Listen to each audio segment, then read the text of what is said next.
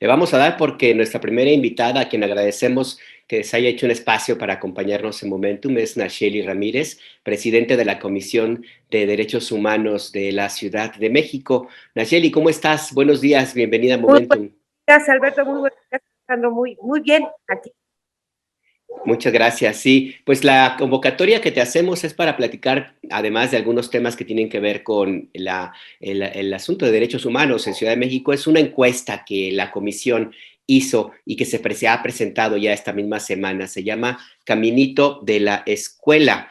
Esta encuesta fue entre niños, básicamente, menores de edad, niños, para preguntarles su situación con respecto a la pandemia y la necesidad de tener que estar tomando clases en casa. Y la encuesta arroja resultados interesantes y reveladores. Si nos puedes contar un poco de qué va esta encuesta y los resultados más importantes, Nachely, por favor. Claro que sí, no, muchísimas gracias a Rompeviento, a Pie de Página, a todos los compañeros a quienes aprecio y compañeras a quienes saben bien que aprecio y respeto muchísimo su trabajo.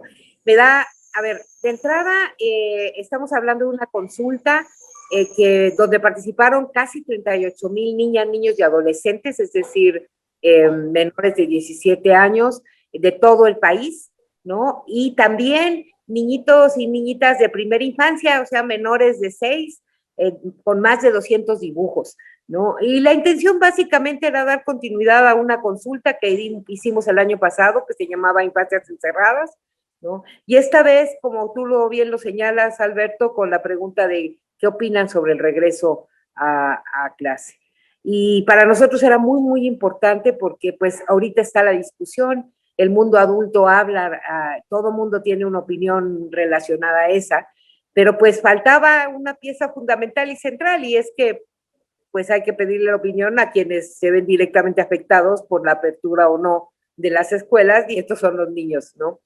Entonces, tuvimos una cobertura nacional importante, y pues bueno, el primer dato que resalta es que los niños, en contraposición de lo que han salido de las encuestas en adultos, exactamente lo que están diciendo es que quieren regresar a clases. 7 de cada 10 quieren regresar a clases, 1 de cada 10 no sabe si quiere o no, y 2 de cada 10 manifiestan que no quieren regresar. Yo creo que eso es lo primero que llama la atención. Lo segundo es que básicamente tanto en los dibujos como en unos grupos de consulta que hicimos y en la propia encuesta hay un sentido, digamos, de más de felicidad y de alegría ante la expectativa del regreso a las aulas. Ellos y ellas señalan específicamente como una de las principales motivaciones el que puedan ver a sus amigas y amigos, ¿no? También el que puedan salir de sus casas, ¿no? El que puedan, en sus palabras, aprender mejor. Entonces, básicamente, estamos viendo en esa parte ese escenario. Lo siguiente a resaltar es qué les preocupa. Y como primer lugar les preocupa que la gente que esté ahí cuando estén en el regreso a clases no use cubrebocas, ¿no? ¿No? Y la siguiente preocupación, pues es la preocupación sobre que ellos o alguien de los que esté ahí se enferme de coronavirus, ¿no? Pero creo que básicamente el mensaje que nos están enviando es que conocen y saben perfectamente que no van a regresar a una escuela normal, y hablo de normal por hablar de prepandemia, ¿no? Y básicamente demandan ellos mismos que haya cuestiones que tengan que ver con la protección y su seguridad ante el contexto. Pero eso no les limita las ganas que tienen y el deseo que tienen de regresar a la escuela. Nachely, una pregunta. Estos 38,000 niñas y niños, ¿verdad? Son los que fueron entrevistados, encuestados. Están distribuidos en toda la ciudad. Son de escuelas públicas, son de escuelas privadas. Si nos puedes decir un poco a grandes rasgos cuál fue la muestra, por favor. Sí, estamos hablando de una muestra nacional. A nivel nacional tenemos en 19 entidades federativas una muy buena participación que nos va a permitir hacer reportes estatales, ¿no? En el caso de la Ciudad de México, estamos hablando que participaron de la Ciudad de México una cuarta parte de los encuestados, entonces tenemos representatividad en todas las alcaldías. Aquí vamos a poder hacer reportes alcaldía por alcaldía. Y una parte interesante es, participaron alrededor del 2% de niñas, niños y adolescentes que se... Uy, se nos congeló la señal de Nacheli. Vamos a ver si ahorita la recuperamos. Autoescribieron. Aquí está. Nacheli, se está cortando un poco tu enlace. A ver. No sé si nos escuchas, si puedes apagar tu cámara, Nacheli, para que pueda fluir mejor el contacto, el enlace, si nos está escuchando, por supuesto. No sé si ya se haya desconectado. Sigue conectada, según me dicen. Nacheli, si nos escuchas, si puedes apagar tu cámara para poder intentar que fluya mejor el enlace. A ver, ahora sí. Nada más hay que girar la cámara. Si te parece, podemos apagar tu cámara, Nacheli, para que no se vuelva a interrumpir. Y te escuchamos. Perfecto. No, es que entró otra llamada y por eso fue el asunto. Vale, bueno. Entonces nada más hay que girar un poco el teléfono para que te vemos como, ahí está. Otro poquito, ahí está.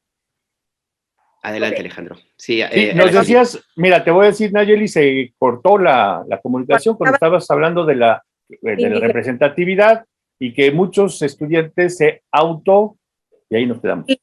Exactamente. Estamos hablando de que hubo una participación, como les digo, de toda la República, y tenemos alrededor del 2% de los niños y niñas y adolescentes que contestaron la encuesta que están marcándonos autoadscripción indígena. ¿Cuál era la pregunta? Si ellos o alguien de su familia hablaba alguna lengua indígena, y el 2% de los consultados nos contestó que sí, abarcando 33 lenguas, fíjate, en 25 estados de la República, naturalmente con la mayor proporción en los hablantes de náhuatl, de zapoteco, de mixteco, ¿no? De algunas de ellas, pero por lo menos representatividad ante la transcripción de los mismos niños. La otra es que también tenemos la representación de alrededor de 2% de niñas, niños y adolescentes que se autoascribieron como con alguna discapacidad, ¿no? Y eso nos permite también tener esta visión de lo que en derechos humanos llamamos interseccionalidad. Creemos que la consulta, a pesar de que tiene las limitaciones de ser una consulta que se tiene que utilizar medios como el que estamos usando ahora, el internet o el teléfono para contestarla, sí tenemos, digamos, la posibilidad de tener una visión bastante amplia, creo yo, por el tipo de representatividad que nos están marcando. En esta consulta que se presenta por parte de la Comisión de Derechos Humanos de Ciudad de México, entiendo que fue este miércoles que se hizo la presentación, Nacheli, pues qué coincidencia, es muy oportuna, puesto que esta mañana en la conferencia de prensa matutina del presidente López Obrador se anunció que el 30 de agosto ya es oficial, es el regreso a clases en las escuelas públicas del país con algunas medidas, algunas restricciones sanitarias. La secretaria Delfina Gómez mencionaba la posibilidad de privilegiar el uso de espacios abiertos para las clases. Y algo que me llama la atención es que tú comentabas ayer, Nacheli, es que la discusión es cómo regresamos a clases presenciales. No sé si regresamos o no. La secretaria Delfina mencionaba una afectación a la salud emocional de muchos niños por permanecer mucho tiempo en su casa sin el contacto con sus compañeros, que es parte de lo que la encuesta revela que quieren justamente los niños al regresar a clases. ¿Qué percepción tienen ustedes? ¿Qué enseñanza deja esta encuesta sobre esta situación del deseo de los niños de volver a abrazar y jugar con sus compañeros? El que tengan que restringir esta situación por las medidas sanitarias.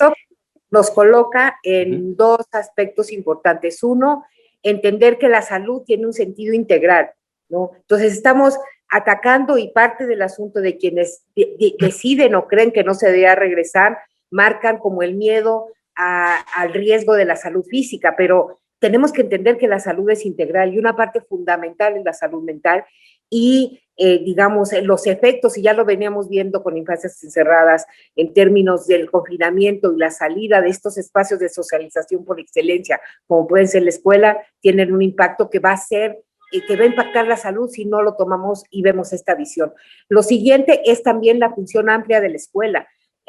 No se trata de sumas o restas nada más, esas podemos reponerlas, ¿no? Ese es el criterio. Se trata también de la función social de la escuela y si no tomamos en cuenta esa lógica de todo lo que aprenden los niños y las niñas y los adolescentes en sus relaciones con el mundo, en su espacio por excelencia para poder desarrollar herramientas socioemocionales como es la escuela, pues la verdad estamos perdiendo estamos mirando solamente una parte y no el conjunto, ¿no? Entonces creo que esas son las grandes lecciones. Fíjate que a los niños, el 20% de niños que decía que no quiere regresar a la escuela, hubo dos cosas que nos llamaron la atención de cuáles eran digamos, sus preocupaciones, ¿no? Una de ellas era salir de casa, ¿no? Les preocupaba salir de casa, y la otra, el dejar de usar computadoras y la televisión y todo lo demás para aprender. Entonces, creo que esos son llamados de atención, ¿no? En términos también de efectos ya en algunos de nuestros niños y adolescentes con relación a acostumbrarse a esto, ¿no? Que nosotros mismos sabemos, nos estamos acostumbrando aquí a la entrevista vía estos medios, pero no, en el momento que podamos nos vamos a ir a abrazar, Alberto. Así es, así Así es. es, así es, Nayeli. Oye, dos cuestiones. Primera, pues saludar con mucha alegría y mucho énfasis esta iniciativa, porque finalmente, normalmente no se les pregunta a niñas y a niños, y somos el mundo de los adultos los que tomamos decisiones que les competen. Entonces, de entrada me parece un ejercicio muy valioso consultar, preguntar, hacer esta muestra que no deja de ser bastante significativa. Son muchas personas, son muchas niñas, son muchos niños, adolescentes. Y segunda, ¿dónde podemos observar los resultados? ¿Dónde podemos consultarlos? Sobre todo para las personas que quieran entrar más en detalle, ver la segmentación, ver poblaciones urbanas, ver poblaciones rurales, etcétera. Si nos puedes indicar dónde consultar los resultados de este informe para quien tenga el interés de entrar en el detalle de la información. Nayeli Ramírez, si eres tan amable. Sí, mira, yo creo, como tú lo dices, reiterar que no podemos hablar de derechos de niñas, niños y adolescentes si no cruzamos el derecho a la participación, ¿no? Y este tipo de ejercicios tendría que ser cotidianos en la esfera privada, o sea, más cercana a los niños, pero también en la esfera, sobre todo, pública. Y de aquí de lo que se trata no es, hay que tener cuidado, digamos, con las interpretaciones en los mensajes, ¿no? Es cómo tomas tú responsablemente, porque es lo que te toca como adulto, como Estado, las decisiones que tengas que tomar, pero cuando se refieren a niños, niñas y adolescentes, así como cuando se refieren a adultos, tienen que tomarnos en cuenta, ¿no? Esta es una agenda de camino, digamos, y de construcción también de ciudadanía y de democracia, y lo dejamos generalmente fuera porque tenemos esta visión de menospreciar a niñas, niños y adolescentes, y creo que eso no puede seguir siendo. Lo siguiente es, claro, ya está disponible el reporte nacional en la página de la Comisión de Derechos Humanos de la Ciudad de México. Ahí están los ligas para un reporte que, como tú lo dices, hay estos entrecruces de qué dicen los niños con discapacidad, qué dicen los niños con discapacidad auditiva, qué dicen los niños con discapacidad motriz. Si tratamos de hacer con estas pocas preguntas, es una consulta de 5 preguntas, pero hacer estas interpretaciones y están disponibles para todos, y de eso se trata, de utilizarlo. Y en el transcurso de esta semana y la otra vamos a subir 35 reportes, es decir, 19 estatales y 16 de alcaldías, para poder, para que todo mundo tenga acceso a eso y pueda utilizarlo. Nayeli, esta consulta y los resultados, sobre todo de la consulta que está disponible para todo mundo, ¿cómo puede servir como herramienta para combatir ese temor que hay todavía entre muchos padres de familia de enviar a sus niños a las escuelas? La opinión de los propios niños es importantísima y seguramente la mayoría de los papás saben perfectamente lo que piensan, pero hay todavía muchísimo temor, sobre todo en el debate público. ¿De qué manera se puede utilizar esta encuesta, el resultado, como una herramienta para combatir este miedo este miedo que existe y que se reproduce desgraciadamente con mucha frecuencia. Pues yo de entrada contrarrestarlo, porque fíjate que es bien interesante, en los grupos de consulta, la posición de los cuidadores y los padres era una posición de incertidumbre, de miedo y de temor, mientras que la posición de los niños, y lo vemos mucho, por ejemplo, en los dibujos, yo los invitaría a ver qué dibujaron, y para ellos era la expectativa, era alegría, ¿no? Era felicidad, era fuente de felicidad. Entonces yo creo que en esta lógica hasta común y digamos quizá de algo que es muy repetitivo por común, pues nosotros los adultos generalmente para los que son propios de ajenos, lo único que queremos es que sean felices. Pues, ¿qué creen? Pues escuchemos qué es la fuente de felicidad para ellos y es pues regresar a la escuela. Y como te digo, también en la sabiduría de que son niñas, niños y adolescentes que también como nosotros han aprendido de la pandemia, ¿no? Y que ellos mismos están demandando las medidas de protección y seguridad para hacerlo con tranquilidad. Y me parece, Nayeli, que cuando mencionas el regreso a la escuela es lo que los puede hacer felices, contentos, regresar a alegría, en realidad estamos hablando del regreso a la comunidad escolar, es decir, no a los edificios, no a los salones, no quizás al patio para jugar, ¿verdad? Pero no es tanta esta idea de la escuela como la estructura, la institución, sino la construcción de comunidad que hacen entre ellas, que hacen entre ellos, con grupos de amigos, platicando. Creo que es algo muy, muy importante para esta salud emocional, hablar de su experiencia durante 1 año y medio de pandemia, o sea, cómo lo ha vivido cada quien, qué ha pasado en su casa, etcétera, etcétera. Creo que ese es el mensaje que nos están dando los niños y yo sí tengo una opinión muy clara al respecto en el sentido de que son muy inteligentes y hay que escuchar a los niños. Ojalá también podamos escuchar a los profesores, ¿verdad? Creo que este es el sentido último del mensaje, a reserva de tu opinión por la experiencia que tienen y los resultados de la encuesta, ¿no? Sí, no, totalmente. Fíjate que Alejandro tocaste un punto muy importante que se me olvidó mencionarte, y es el punto número 1 de la fuente de felicidad ante la expectativa de regreso a clase, es estar con sus amigas y amigos. Exactamente. Exactamente, el punto número 1. Pues Nacheli Ramírez, muchísimas gracias por atender esta convocatoria que hicimos en Momentum para conversar sobre esta encuesta Caminito de la Escuela entre más de 37,000, casi 38,000 niños en la mayor parte de la República Mexicana y que arroja a una voz que me parece importantísima ponerle atención, prestarle oído. Los niños, 7 de cada 10 quieren volver a clases. Es una expectativa de mucha felicidad y hay que atender este llamado. Nacheli Ramírez, gracias por estos minutos en Momentum. No, gracias a ustedes, saludos a los dos en particular, pero también a todos, a los dos, al equipo tanto de Rompevientos como de pie de página. Gracias, Nacheli. Un abrazo, mucha suerte.